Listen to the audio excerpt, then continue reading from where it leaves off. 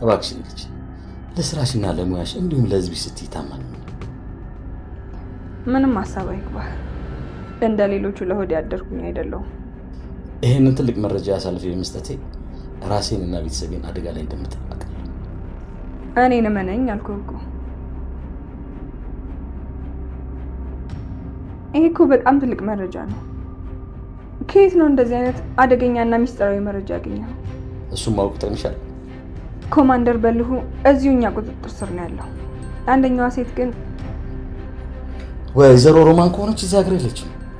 ስለዛች ሴት የምታውቀው ነገር አለ ማለት ነው? ወይዘሮ ሮማን ማለት ደግሞ የኔ እህት ነች። ምን? እሷ እህት ናት ማለት ነው? አታስቢ ኮማንደር፣ እኔ ሳሎን የያዛት በሽታ ነው ከሀገር ውስጥ ያስወጣት። ኮማንደር፣ እዚህ ሰነድ ላይ ከሮማን እና ከበልሁ በላይ የተፈራ ህገወጥ ስራዎች ፍንትው ብሎ ይታያሉ። ልክ ነው። እና ኦሪጂናሉን ሰነድ ማግኘት ትችላለህ? እኔ የምልሽ ኮማንደር፣ ክስ ለመመስረት ይሄ ያበቃል? እኔ የህግ ሰው ነኝ አቶ ላይኩን። የእውነት ትልቅ ሰው ነህ። በጣም ትልቅ መረጃ ነው የሰጠኝ። እናመሰግናለን። በእውነት አሁን ገና እውነተኛ ሰው አገኘሁ መሰለኝ። በእርግጠኝነት አግኝተሃል። በቃ እኔም አቶ ተፈራ ላይ በፍጥነት ክስ እንዲመሰረት አደርጋለሁ። የእውነት ግን ኮማንደር እንደዚህ ታደርጋለሽ? አሁንም እየጠረጠርኩኝ? ያው ከደረሰብኝ አንጻር ቶሎ ሰው አላምነው። እንግዲህ አቶ ላይኩን እኔ እንዳመንኩህ አንተም ብታምነኝ ጥሩ። ኮማንደር፣ በእውነት በመጨረሻ የፍትህ በሮች ሊከፈቱልኝ ነው መሰለኝ። ተመስገን። ይህንን ስማናይ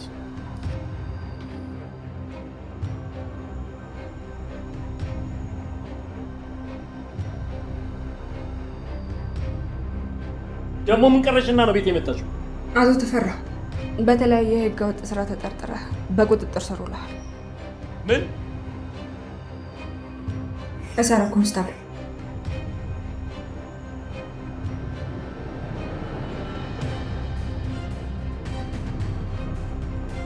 ተፈራ ማንም ሊነካው ወይም ሊገምተው እንደማይችል በመተማመን በቤት ውስጥ በሰላም ቁጭ ብሎ ለሚቀጥለው እቅዱ በማብሰልሰል ላይ ነበር።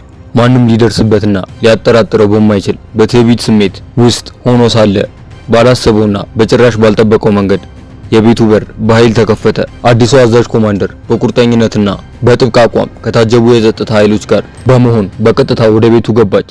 በእጇ ላይ ያቺ ማምለጫ የምትነሳውን ማዘዣ ደብዳቤ ጨብጣ ይዛለች። ተፈራ በድንጋጤ ድንገት ከሶፋው ላይ ለመነሳት ሲሞክር የደረሰበትን የህግ አስከባሪዎች እርምጃ ተመለከተ። ያሰበውና ያቀደው ነገር ሁሉ በቅስፈት ፈራረሰ። የዓመታት የስልጣንና የጥገኝነት ኃይሉ በአንድ ሰከንድ ውስጥ ሲመክን ሲያይ ተፈራ ፊት ላይ ከባድ መደንገጥ፣ የመምታታትና የመጨናነቅ ስሜት በግልጽ ታየ። አይኖቹ በድንጋጤ ፈጠጡ። ድምፁ በጉሮሮ ተሰክቶ ቀረ።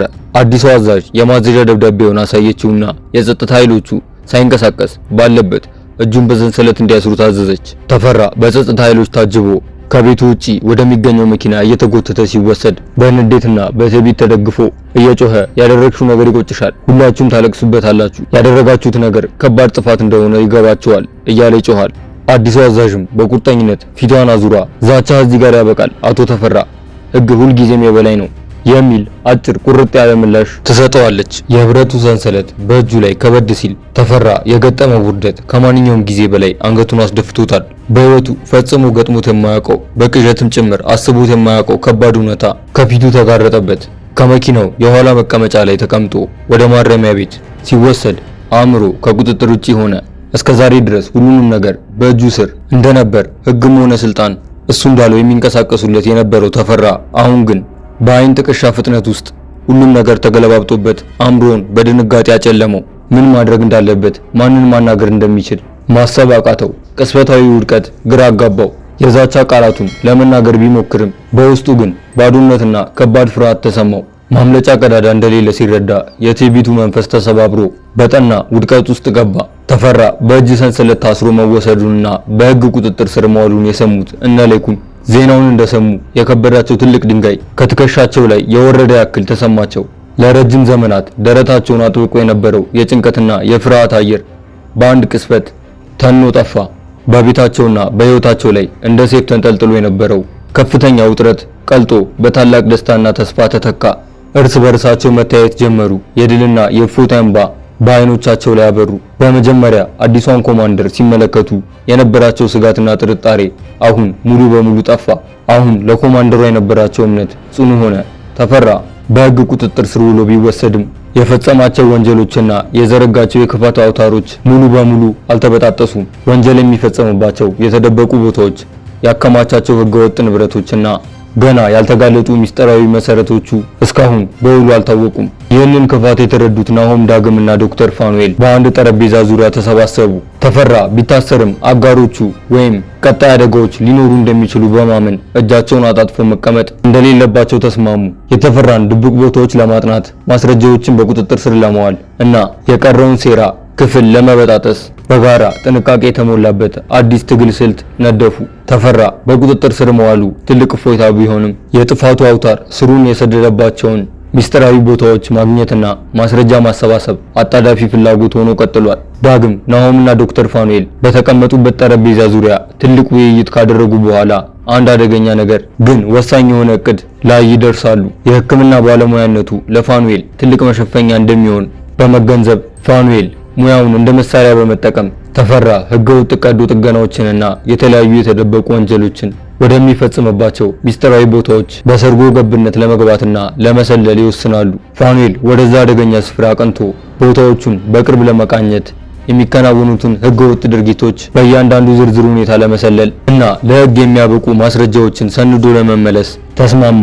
በአንድ በኩል የጥፋት አውታሮች እየተበጣጠሱ የህግ መረቦች እየተዘረጉና አደገኛ እቅዶች እየተተለሙ ሲገኙ፣ በሌላ በኩል ደግሞ ከጨለማ አውሎ ንፋስ በኋላ የፍቅር ብርሃን ይታያል። ሲምባና ፋንቱ ከዚህ ቀደም ካለፉት ከባድ ፈተናዎች፣ የጭንቀት ቀናቶችና የናፍቆት ውጣ ወረዶች በኋላ እርስ በርሳቸው መተማመንና መረዳዳት ጀምረዋል። በሁለቱ መካከል የነበረው የሐዘንና የጥርጣሬ ግድግዳ ቀልጦ በምትኩ ትልቅና እውነተኛ የፍቅር ስሜት ተከስቷል።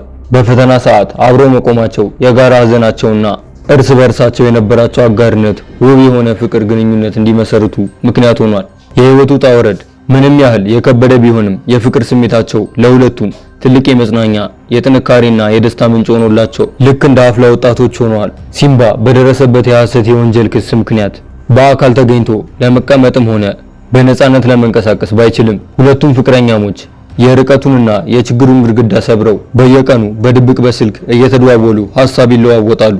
የሰዓታት ውይይታቸውም የዕለት ከዕለት ጭንቀታቸውን እየረሱ እንደ አዲስ ፍቅረኛሞች በሚያወሯቸው ጣፋጭ የናፍቆት ቃላት የተሞላ ነው። ይህ የድብቅ ግንኙነት ለሲምባ በደረሰበት ግፍና ከባድ የውሸት ክስ ውስጥ ሆኖ እንኳን ብርታት ይሰጠዋል። የፋንቱ ድምፅና ፍቅር ለሲምባ ከማንኛውም ፈተና በላይ የሚያጽናናው ትልቁ የጥንካሬ ምንጭ ሆኖታል።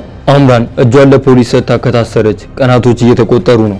የአምራን ነገር ያሳሰበው ላይኩን በቀጥታ አምራን ታስራ ወደምትገኝበት ማረሚያ ቤት ያመራል። አምራን እንደዚህ ሆነሽ እዚህ ቦታ ስላየሁሽ በጣም አዝናለሁ። ለኔ ቤተሰብ ስትይ የከፈልሽውን ዋጋ መቼም የምረሳው አይደለም ብሎ ይላታል።